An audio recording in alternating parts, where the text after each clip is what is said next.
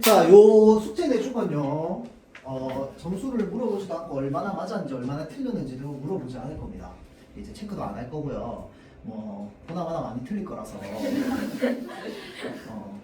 이제 맞고 틀리고가 중요한 게 아니고 시험이 어떤 식으로 나올지를 우리가 그냥 대비해 보자는 거야. 왜냐면 지금 학원을 그래도 한 달 이상 다녔던 또는 한 2, 3주 이상 다녔던 학생들은 학원에서 과거의 기출 모의고사를 좀 받아가지고 풀어봤을 거야. 근데 과거에 나왔던 기출 모의고사랑 이번 모의고사가 똑같을 수도 있고 다를 수도 있거든. 똑같은 건 맨날 나가는 그 숙제로 하면 돼. 근데 만약에 다른 형식으로 새로운 형식으로 나온다라고 하면 이 형식으로 나올 거거든. 어떻게 나올지 몰라. 그 시험 만드는 사람도 어떤 그 기조로 낼지 모르기 때문에. 그래서 이제 모르지만 이제 좀 생소한 형식으로 만약에 나온다고 했을 때도 우리가 여기에 좀 잘 적응할 수 있게끔 이제 해보자는 취지로 하는 거니까 다음 주 주말에는 요걸 가지고 이제 분석하고 풀이하는 시간을 좀 가질 거고요. 그래서 꼭 풀을 수 있도록 하고 꼭 들고 와야 됩니다. 알겠죠? 그래서 그렇게 좀 챙겨올 수 있도록 합시다. 자, 그리고 뒤로 넘어가서요. 요 98페이지 봅시다.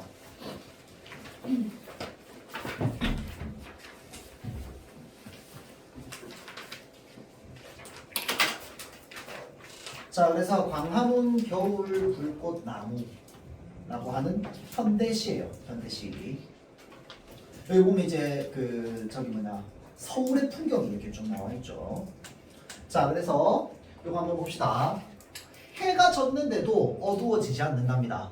자, 그러면 상황 자체가 어떤 상황? 굉장히 역설적 상황이에요. 자, 그래서 역설적 상황을 제시해서 지금 현재 이 상태, 현재 세태의 어떤 모순점을 나타내고자 합니다. 모순점을 비판하고자 할 합입니다. 해가 졌는데도 어두워지지 않아요. 왜 그러냐? 서울 저물역 광화문 내거리 맨몸으로 돌아가 있는 가로수들이 맨몸으로 돌아가 있다는 게 무슨 말이야? 지금 계절이 무슨 계절인데? 겨울이잖아. 그럼 맨몸으로 돌아가 있다는 건 무슨 말이야? 이 나무의 잎이 다 어떻게 돼 있다? 우두두두두두 다 떨어져 있는 상황. 자, 그 상황 돌아가 있는 가로수들이 일제히 불을 켠답니다. 자, 이게 바로 어두워지지 않는 이유야. 밤이 되었음에도 불구하고. 자, 그럼 이 불은 전부 뭐야? 수만 개 꼬마 전구들이 들러붙어 있는 겁니다. 그러니까 왜 가끔씩 우리 이제 겨울에 이제 크리스마스가 다가오고 이러면 이 나무들에 이제 전구들 막 달아놓고 하잖아. 맞죠? 그런 상황인 거야. 그렇죠? 자, 그래서 꼬마 전구들이 들러붙어 있고요. 불현듯 불꽃나무 하면서 손뼉을 칠 뻔했다고 얘기하잖아. 칠 뻔했다고. 자, 불꽃나무 하면서 손뼉을 쳤으면 뭐야? 우와, 너무 예쁘다, 대단하다. 약간 이런 느낌이라면 칠 뻔했다라고 했으니까 그런 마음이 들다가도 안 들었다는 거야. 그렇죠? 이거 왜 안 들었는데? 자, 지금 생각해보면 어둠도 이젠 병균 같은 것일까? 자, 어둠도 이젠 병균 같은 것일까라고 해서 마찬가지로 지금 어떤 표현, 의문형의 문장을 통해서 전달하고 있습니다. 자, 어둠도 이젠 병균 같은 것일까라고 얘기했으니 어둠을 병균처럼 여기면 안 된다는 뜻이겠지. 문장 자체는 어둠을 병균처럼 여기면 안 된다는 걸 전달하고 싶으니까 야, 이제 어둠도 병균처럼 느끼는 거야 라고 얘기하는 거잖아. 그렇죠? 자, 그러면 여기에 있는 이 어둠이 그러면 부정적인 의미야? 그게 아니라는 걸 우리가 생각해 봐야겠지. 왜? 어둠도 이제 병균 같은 것인가 라고 했으니까 병균처럼 여기면 안 된다는 뜻이니까 얘는 가까이 해야 된다는 뜻인 거야. 그러면 이 시 안에서 어둠이라고 하는 건 바로 뭐로 연결되는 거야? 자연적인 걸로 연결되는 거야. 해가 지면 당연히 어두워져야지. 그래서 어둠이라고 하는 건 꼭 찾아와야 되는, 당연히 찾아와야 되는 어떤 시간 위에 나와 있지만 휴식의 시간이어야 되는 거야. 그런데 마치 병균처럼 어둠을 뭐 해버린 거야? 몰아내버린 거야. 그래서 뭐 해졌다고 지금? 나무에 불이 켜졌다고. 어둠이 지금 병균처럼 몰아져 있는 상태인 거지. 내몰아져 있는 상태인 거죠. 자, 그래서 밤을 끄고 표현이 밤을 끈다는 게 무슨 말이야? 빛이 환하게 이제 밝게 빛난다는 뜻이겠죠. 휘황하게 낮을 켜놓은 권력들이라고 얘기합니다. 자, 그러면 이 권력들이 무슨 권력들을 말하는 거야? 인간, 문명이죠. 또는 현대 문명. 을 권력이라고 얘기하면서 이 인간의 어떤 행보에 대해서 이제 비판하고 있는 거죠. 비판으로. 자, 그래서 밤을 끄고 이제 막 밝게 빛나고 있어요. 희망하게 낮을 켜놓은 이 인간 문명. 그러니까 이 권력이라고 하는 건 또 다른 말로 이제 위에 나왔던 뭐가 켜져 있는 거야? 꼬마 전구가 켜져 있는 거죠.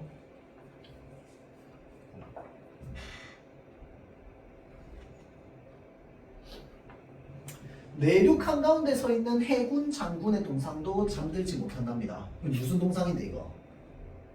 그 강원 앞에 뭐야? 저 교보문고 앞에. 이순신 동상이죠. 이렇게 이순신 동상이 있고 앞쪽으로 쭉 걸어가면 세종대왕 동상도 같이 있잖아. 맞죠? 자, 그래서 해군 장군의 동상도 잠들지 못하고 왜? 빛이 너무 막 있으니까. 문 닫은 세종문화회관도 두 눈 뜨고 있답니다. 이게 전부 지금 이제 이 현대 문명으로 인해서 비정상적인 상태를 뭘로 나타내는 거? 의인법을 통해서 나타내는 거야.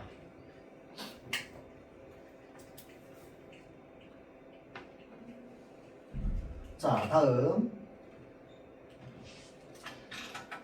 엽록소를 버린 겨울나무들.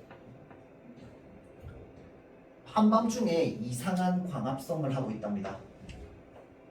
자, 그러면 엽록소를 버린 겨울나무들이 뭔 말이야? 지금 엽록소는 사실 이제 뭐 이 나무가 있으면 이렇게 나무 이파리 있잖아, 그쵸? 자, 이 나무 이파리가 있는데 이 나무 잎들이 다 지금 어떤 상태야? 다 떨어져 있는 상태잖아. 겨울이니까. 맞죠? 자, 그래서 이 엽록소를 버린 겨울나무들이 한밤중에 이상한 광합성을 하고 있다는 게 지금 뭘 말하는 거야? 요 불빛이 켜져 있는 걸 말하는 거죠.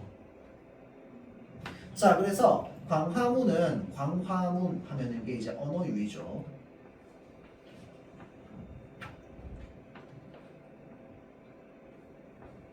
언어유희인데 언어유희라고 하면 말장난이야. 쉽게 말하면 유희가 이제 뭐 즐거움, 장난, 뭐 이렇게 재미 이런 뜻이니까 말장난인데 어떤 말장난이야? 광화문이라고 하는 거는 우리 지금 이제 이 서울에 있는 광화문을 말하는 거죠. 그런데 그걸 지금 여기에서는 뭐라고 했어? 한자로 빛광자에 델화자에 문자거든. 그럼 해석하면 뭐야? 빛이 된 문이라는 거야. 그러니까 이 광화문 빛이 된 문이 됐다는 거야. 왜 그런데? 온 주변에 지금 꼬마 전구들의 빛이 켜져 있으니까 밤임에도 불구하고. 자, 그래서 지금 이 언어 유희로서 뭘 비판하고 있어? 현대 문명을 비판하고 있는 거죠.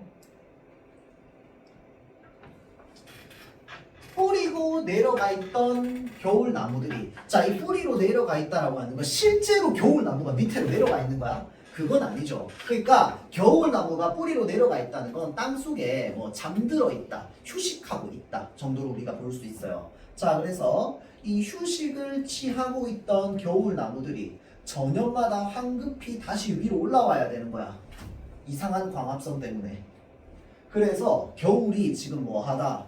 교란당하고 있다는 거죠. 자, 그래서 우리가 이런 것들을 생태계 교란이라고 하죠. 지금 생태계가 교란당하고 있는 겁니다. 뭐 때문에? 빛 때문에. 저기 중학생 때 천재학 교과서 썼던 학생들은 빛공해라고 하는, 천재 노였나? 빛공해라고 하는 이제 그 내용이 좀 있었죠. 자, 그래서 이제 이 빛공해 때문에 이제 이 자연에 문제가 생기는 겁니다. 이 빛이라고 하는 게 24시간 있으면 안 되는데, 낮에 있고 밤에 없어야 되는데 계속 있다 보니까 우리가 사람들 같은 경우는 이 빛공해 때문에 이제 스트레스를 받는다거나 또는 이제 불면증에 시달린다거나 뭐 이런 것들이 있죠. 자, 그래서 겨울이 교란당하고 있다는 거야. 밤에도 잠들지 못하는 사람들. 자, 잠들지 못하는 이유가 결국 뭐 때문인 거야? 이 빛 때문인 거죠. 인공적. 그래서 여기서 말하는 빛은요, 뭘 상징하는 거야? 전부 기계 문명, 그러니까 저 현대 문명, 이제 인위적인 문명. 자, 그래서 이 인공물이죠, 인공물. 여기서 있는 말하는 빛은요, 햇빛처럼 자연물을 얘기하는 게 아닙니다. 인공물로서의 빛을 얘기하는 거야. 그래서 이 인공물 때문에 지금 밤에도 잠들지 못하고 있는 사람들. 그래서 광화문, 겨울나무, 불꽃나무라고 얘기하는 거죠. 이 불꽃나무라고 얘기하는 이유가 바로 뭐야? 아까 나왔던 뭐 때문에? 꼬마 전구 때문인 거죠. 그래서 밤임에도 불구하고 계속 밝게 빛나는 모든 상황은 이 시 안에서는 다 무슨 상황? 비정상적인 상황입니다. 그래서 아까 이야기했듯이 이 어둠도 이제 평균 같은 것인가 해서 이 어둠은 자연적인 거거든. 해가 졌기 때문에 당연히 돼야 되는. 그렇기 때문에 이 어둠을 부정적인 시어라고 얘기하면 안 돼. 알겠죠? 여기서 부정적인 시어는 평균이야, 평균. 그렇죠?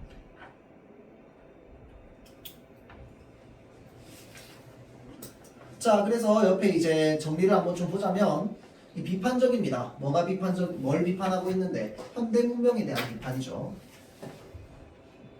자, 그래서 주제는 자연의 섭리를 거스르는 이제 현대 문명에 대한 비판.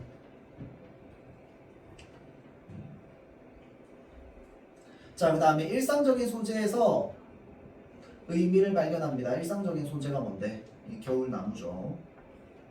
광화문 앞에 있는 겨울나무. 자, 그 다음에 의인법. 뭐 잠들어 있다, 깨어난다 이런 것들이 전부 의인법이죠. 역설법은 어디에 있다고 했어? 해가 졌는데도 어두워지지 않는다 라고 하는 역설적인 상황. 자, 그 다음에 밤을 끄고 희한하게 낮을 켜놨다 뭐 이런 것들. 자, 다음 도치가 활용되어 있습니다.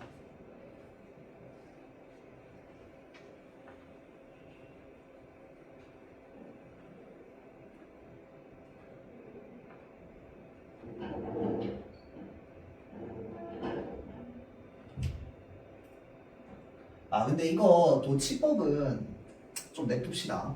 이게 사실 나중에 교과서가 바뀔 수가 있는데요. 이게 시가 원문이 아닙니다. 나중에 수능 특강 보면 아는데 밑에 한 줄이 더 있어요. 근데 여기 없습니다. 지금 여기에는. 나중에 이제 그 수능 특강 나중에 쌤이랑 같이 보면은 밑에 한 줄이 더 있는데 그 밑에 한 줄 더 있는 게 이제 역설법이 좀 활용되어 있는 부분이었던 걸로 쌤 기억을 해요. 그래서 역설법은 좀 냅두고요. 쌤이 작년에 이제 시험 준비하고 날 때도 요거 가지고 도치법과 관련된 이야기를 하는 선생님은 못 봤던 것 같아요. 이게 사실은 교과서에 그렇게 자주 나오는 작품은 아니거든요. 그래서 이번 교과서에 처음 실린 거라 가지고 아마 교과서가 나중에는 이제 좀 바뀌어가지고 들어가서 새로 이제 출판되지 않을까라는 생각이 좀 들기도 합니다. 그렇죠? 그래서 이렇게 좀 남겨두고요. 자, 그래서 지금 요 생태적 관점 또는 생태주의적 관점이라고 하는데 아까 이야기했던 요 화단이라고 하는 수필, 그 다음에 요 광화문 불꽃나무, 이 두 작품이 모두 무슨 관점에서? 생태주의적 관점에서 이야기되고 있는 작품입니다. 그러니까 자연적인 것들을 굉장히 추구하는 사람들의 이야기인 거죠. 인공적인 것들을 싫어하고 멀리하려는 이제 그런 내용들이 좀 나오는 글들이다 라고 우리가 보면 될 거예요. 자, 그래서 여기까지 하고요. 아, 저것도 찍어야 되는데 잠깐만 어디 갔냐. 아, 찍혀졌구나. 지금 시간이 참 부족한데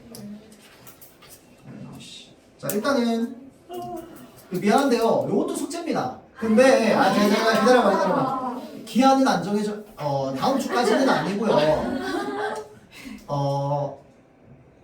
따로 풀이 안 할 겁니다. 오늘 몇 개 풀이 할 거고 그게 끝일 거야 아마. 알겠죠? 자, 그래서 요거는요 나중에 읽고 이제 풀고 좀 선뜻 이해가 안 되거나 하는 것들은 쌤한테 개인적으로 사진을 찍어서 질문을 하면은 쌤이 모두 이제 답변을 좀 해주도록 하겠습니다. 알겠죠? 자, 그래서 뭐 숙제긴 하지만 이거는 뭐 기한은 따로 아직 안 정해져 있고요. 이제 알아서 풀어보라 뭐 이겁니다.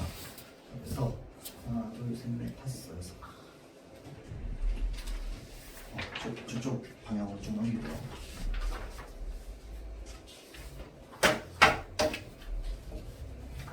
뒤에 답은 있는데 해석이 없어요, 여러분들. 그래서 이해가 안 되면 안 됩니다. 다음에 둘, 넷, 여섯. 이쪽 방향 좀 넘기고요.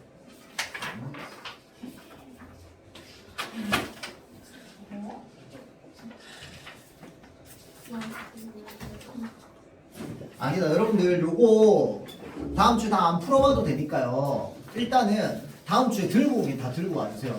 몇 개 풀이가 필요한 문제들은 쌤이 다음 주에 찍어가지고 조금 더 얘기를 해줄게요. 알겠죠? 근데 일단 기본적으로 이 의문에 대한 의문의 변동에 대한 공부가 어느 정도 좀 돼 있어야지 풀리는 문제들입니다. 아니면 조금 어렵게 느껴지기도 할 거예요. 근데 어찌됐건 쌤이랑 지난번부터 계속 이제 수업을 해왔던 학생들은 의문에 대해서 좀 이제 디테일하게 설명이 좀 들어갔고, 그리고 지난번에 나눠줬던 프린트들도 쌤이 문제를 좀 풀어보라고 했습니다.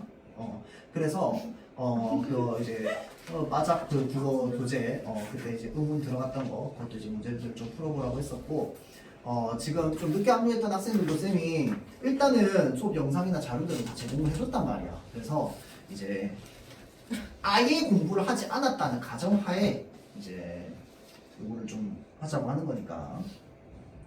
잠깐만 어디 갔냐? 자, 그래서 요 제목에 보면 형성평가라고 적혀 있는 게 있고 내신 대비라고 적혀 있는 게 있어요. 자, 일단은 형성평가라고 적혀 있는 거 먼저 좀 봅시다.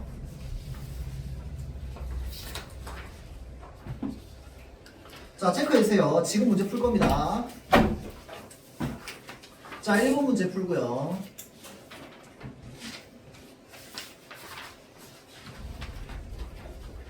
자, 2번 문제 풀고요.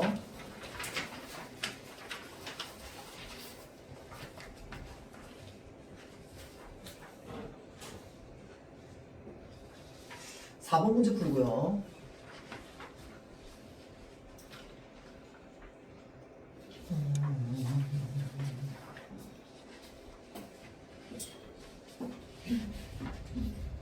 자, 8번 문제 풀고요. 9번 문제 풀고요. 끝? 네. 그럼 일단 하고 나서. 알겠습니다. 자, 다시 봅시다.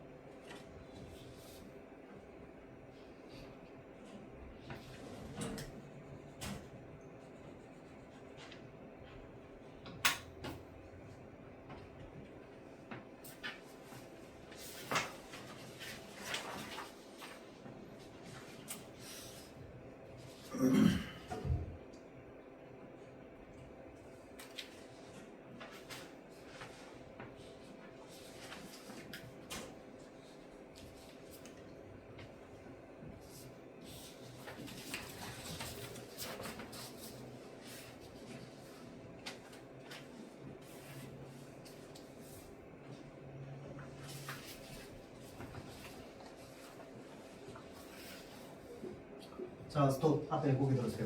자, 지금부터 이제 여기에 대한 풀이를 할 건데요.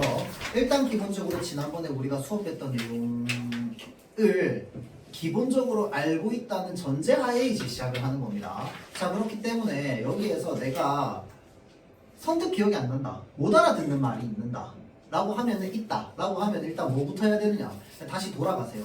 그래서 과거에 수업했던 영상들 쌤 다 그 주소 알려줬다 그랬죠. 그거부터 다시 봅시다. 알겠죠?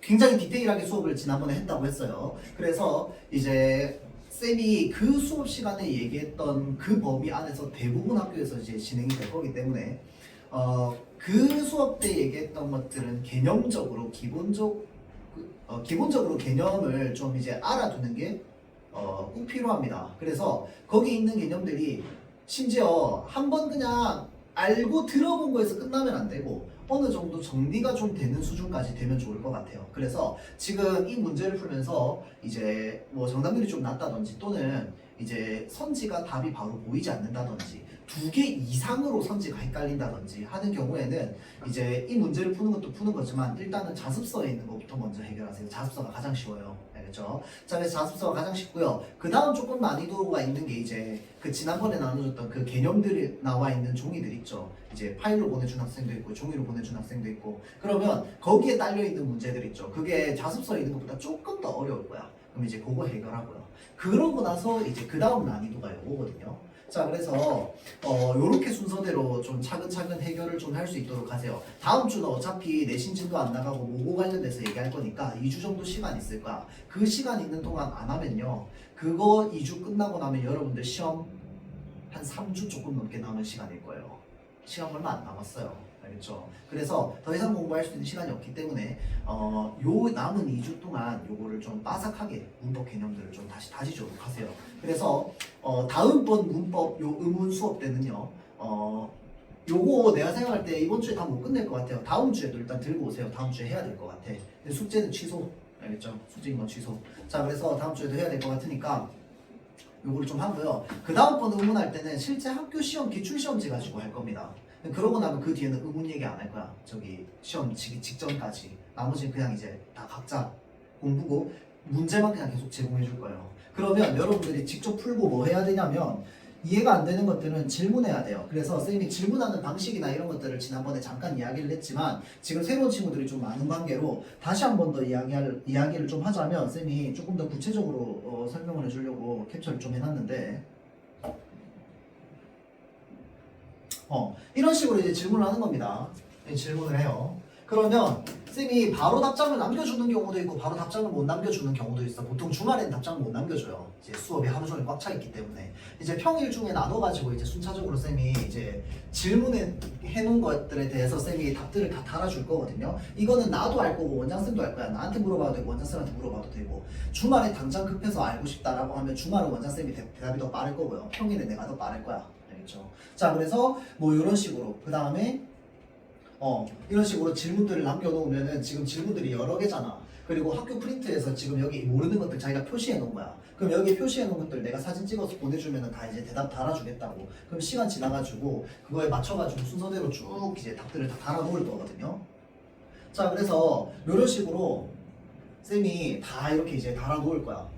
그렇기 때문에 여러분들이 이거를 평소에 시험 기간 때는 정말 많이 활용을 해야 돼요. 알겠지? 이제 많이 활용을 해야지 여러분들이 좀 내가 스스로 얻어갈 수 있는 것들을 많이 좀 얻어갈 수 있습니다. 알겠죠? 자, 그래서 이제 쌤이 얘기하는 것들은 전부 수업 시간에 이제 얘기했던 것들을 기준으로 이제 다 대답을 달아주거든요. 지난번에 이제 수업 시간에 했던 얘기의 연장선으로 또는 지금 수업 시간에 했던 이야기들을 이해 못한 상태에서 질문을 한 거라면 그때 수업 시간에 했던 얘기를 한 번 더 해준다든지 이런 식으로 좀 해줄 거라서 여러분들이 시험 기간에 요거를 좀 많이 활용을 해야 될 겁니다. 알겠죠? 그렇게 해야지만 본인이 지금 현재 상태가 어떤지도 알 수 있고 내가 뭘 알고 뭘 모르는지도 이제 얘기를 들을 수 있어요. 이렇게 단체 수업으로 쭉 이야기를 하면 들을 때는 다 아는 것 같거든. 그런데 막상 해결할 때 되면 다 내가 해결이 안 된단 말이야. 그래서 내가 알고 내가 모르는 것들을 그때 돼서 알면 늦단 말이야. 그래서 의문이 들 때마다 시험 문제를 풀다 보면 문제는 분명히 맞았어. 문제는 맞았는데 5개 선지 중에서 몇 개가 100% 해결이 안 돼. 그런 것들을 확실하게 해결해야지 내가 다 알고 넘어갔다라고 얘기할 수 있거든요. 그래서 그런 식으로 여러분들이 좀 할 수 있게 활용을 좀 해주세요. 해야지 여러분들한테 실질적으로 도움이 좀 될 겁니다. 자, 다음 1번 문제부터 다시 한번 볼게요. 자, 지금 여기에 어간과 어미, 어의 결합으로 되어 있고요. 쭉쭉쭉쭉 나와 있어. 자, 그러면 어간에 지금 어를 결합해가지고 활용형으로 이렇게 나와 있다라는 건 딱 보자마자 여러분들 이거는 지금 의문 변동 현상 중에서 뭐 얘기하고 있다? 탈락 얘기하고 있다. 가 바로 나와야겠죠.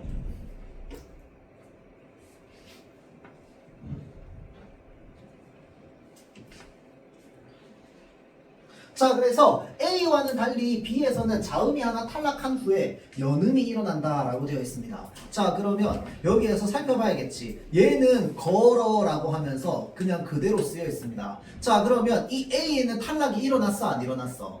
안 일어났어요. 얘는 그냥 연음만 되었습니다. 그런데 연음은 탈락이 아니라고 했었죠. 연음은 아무런 의문 변동 현상이 아닙니다. 음운 개수가 그대로 동일하게 유지되기 때문에, 종류도 동일하게 유지되기 때문에. 자, 다음 시로 같은 경우에는 잘 보세요. 겹받침에 2개의 자음이 있는 건 2개의 음운이 있는 거나 마찬가지라고 했어요. 자, 그런데 우리는 동시에 2개의 자음을 발음할 수 없기 때문에 1개만 발음하게 됩니다. 그런데 얘는 지금 모음으로 시작하는 형식 형태소라서 원래는 어떻게 돼야 돼? 히읗이 연음되어서 실허가 돼야 된단 말이야. 그런데 히읗이 어떻게 돼버려요? 사라져버려. 그래서 싫어라고 얘기한다고 해서 이게 지금 리을 히읗이 리을로 바뀌는 자음분 단순화가 적용된 이후에 연음이 되었다라고 하면 맞는 말 틀린 말? 틀린 말인 거야. 맞죠? 틀린 말이고 그냥 뭐가 없어진 거야? 히읗만 없어진 겁니다. 그래서 자음분 단순화가 일어나지 않았어요. 그냥 여기에서 넘어갈 때 히읗만 탈락한 겁니다. 알겠죠? 그래서 이거는 히읗 탈락이에요. 히읗 탈락. 알겠죠? 이거를 보고 자음분 단순화라고 하면 안 됩니다. 탈락인 건 동일해요. 탈락인 건 동일한데 탈락 안에 겹받침이 탈락하는 자음분 단순화가 있고, 예를 들어서 좋아 이럴 때 얘는 히읗이 넘어가야 되는데 지금 발음이 안 되고 탈락되잖아. 이건 히읗 탈락이잖아. 그럼 얘는 자음분 단순화냐고 히읗 탈락이냐고? 얘는 히읗 탈락입니다. 알겠죠? 그 근거가 뭔데? 자음분 단순화가 일어나고 연음이 되기 위해서는 여기 뒤에 뭐가 필요해요? 모음으로 시작하는 실질 형태소가 필요하단 말이야. 근데 얘는 어미라고, 그래서 모음으로 시작하는 형식 형태소라고요. 그래서 얘는 지금 히읗이 탈락된 겁니다. 알겠죠? 자, 자세하게 얘기하면 그렇고, 자음이 하나 탈락한 후에 연음이 일어난다라고 하면은 이거는 맞는 말이죠. B에서는 탈락하고 나서 연음이 일어나니까 맞는 말. 자, 다음 C와 E에서는 반모음이 첨가된 발음이 표준 발음으로 인정된다라고 되어 있죠. C와 E는 요거잖아. 지어, 그 다음에 피어. 얘는요, 지금 지여, 피여. 얘가 바로 뭡니까? 반모음 첨가 상태죠.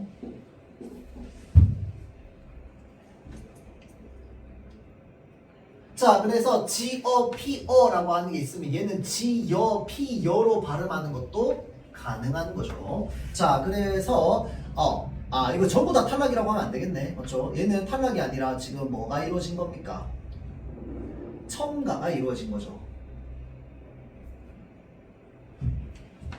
자, 그래서 지금 반모음이 첨가된 발음이 표준 발음으로 인정된다. 요거는 맞는 말이죠. 지어도 표준 발음이고 지여도 표준 발음이라고 했습니다. 둘 다 허용되는 발음. 맞죠? 자, 그래서 맞는 말. 자, 다음 저가 저로 발음되는 것은 이중모음에서 반모음이 탈락한 결과이다 라고 되어 있습니다.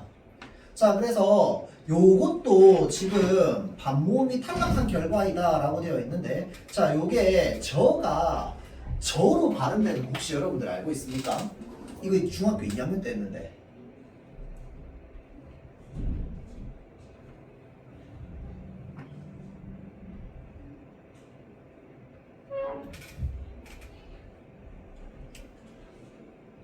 자, 그래서 우리가 저, 이런 애들 있죠.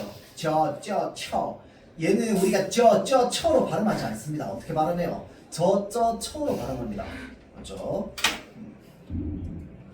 자, 그래서 얘는 잘 보세요. 우리가 배우는 일반적인 음운 변동 현상은 아닙니다. 그래서 반모음 탈락이라고 하는 변동 현상이 따로 있지는 않아요. 그런데 결과적으로 봤을 때는 없어진 게 맞아 아니야? 맞지. 이 여는 뭐야? 원래 반모음 이 플러스 어인데 얘 이 반모음 이 플러스 어가 뭐로 변했어? 저로 변했잖아. 실제로 결과로. 왜? 저쩌초는요. 저쩌초로 발음하면 안 됩니다. 우리말에 저쩌초라는 발음, 어미 발음은 없어요. 어미 기준에. 알겠죠? 어미 기준에는 저쩌초라는 발음이 없기 때문에 저쩌초라고 발음해야 됩니다. 그래서 결론적으로 반모음이 탈락한 결과라고 할 때 이거는 일단은 맞다고 봐야지. 그런데 우리가 배우는 일반적인 음운 변동의 현상의 종류 중에 있는 건 아니야. 왜냐하면 저쩌초만 해당하거든. 다른 애들은 해당 안 해. 그래서 이런 걸 보고 일반적인 현상이라고 얘기할 수는 없어요.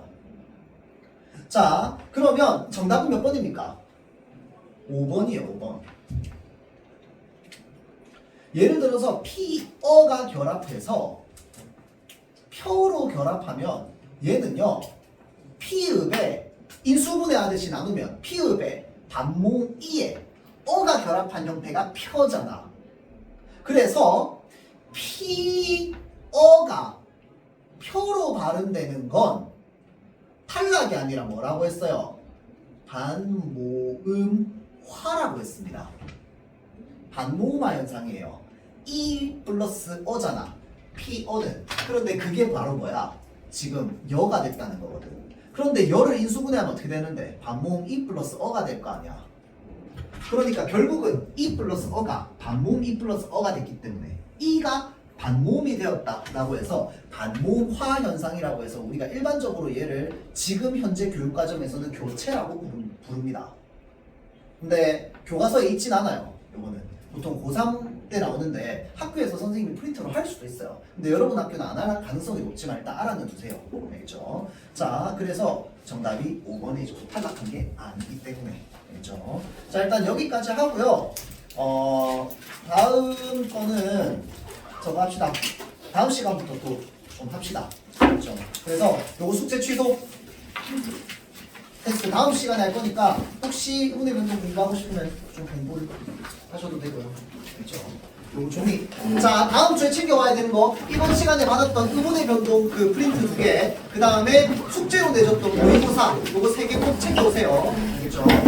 같이 보도록할게요.